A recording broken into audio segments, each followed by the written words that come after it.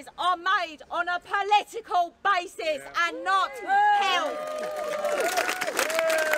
Ratusan pengunjuk rasa berkumpul di Hyde Park, taman terkenal di London, awal pekan ini. Mereka tak pakai masker karena aksinya anti masker COVID-19 dan bukan cuma teriak-teriak. Juga mau menggugat secara hukum aturan pakai masker di angkutan umum mulai Juni lalu dan saat belanja mulai 24 Juli nanti. Ada dendanya. 50 pound sterling atau sekitar 1 juta rupiah. Gerakan Keep Britain Free sudah menggugat kebijakan lockdown, kalah di pengadilan tinggi, dan kini menempuh judicial review. Di situsnya ada video bahwa lockdown yang mereka sebut didramatisir oleh media, menghalangi pengobatan umum, menghancurkan ekonomi, menghilangkan pendidikan, meningkatkan kekerasan rumah tangga, dan menciptakan kemiskinan. Semuanya gara-gara lockdown. Tapi prinsip utama Keep Britain Free adalah hak asasi manusia, yaitu kebebasan memilih dan perlindungan pribadi.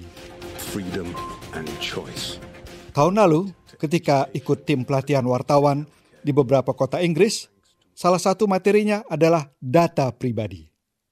Setiap mau menyimpan nomor telepon di jaringan komputer kantor, maka harus ditanya jelas dan tegas. Bolehkah kami simpan nomor telepon Anda di sistem kami selama 3 tahun? Jika boleh, nanti 3 tahun kemudian harus minta izin lagi. Jika tidak, hanya disimpan 7 hari. Wartawan nggak mungkin nggak ngotot.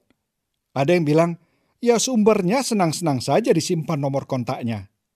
Atau, lah, yang menelpon dia kok. Apapun pilihannya ada di dia, bukan di kita. Saya jelaskan pula General Data Protection Regulation atau GDPR Uni Eropa. Dan Brexit belum kejadian, ikutilah. Masih ada yang ngotot. Kan demi kepentingan umum. Dan saya pajanglah halaman daftar perusahaan yang membayar kompensasi karena pelanggaran data pribadi. Antara lain, British Airways sebesar 183 juta pound sterling. Ada 7 prinsip di GDPR Uni Eropa. Seperti data pribadi itu harus diperoleh secara transparan dan adil. Untuk tujuan yang relevan, juga harus akurat serta aktual. Di Indonesia, Undang-Undang Perlindungan Data Pribadi masih dibahas DPR. Walau kasusnya sudah banyak. Seperti bocornya data pribadi di Bukalapak, Gojek, dan Tokopedia.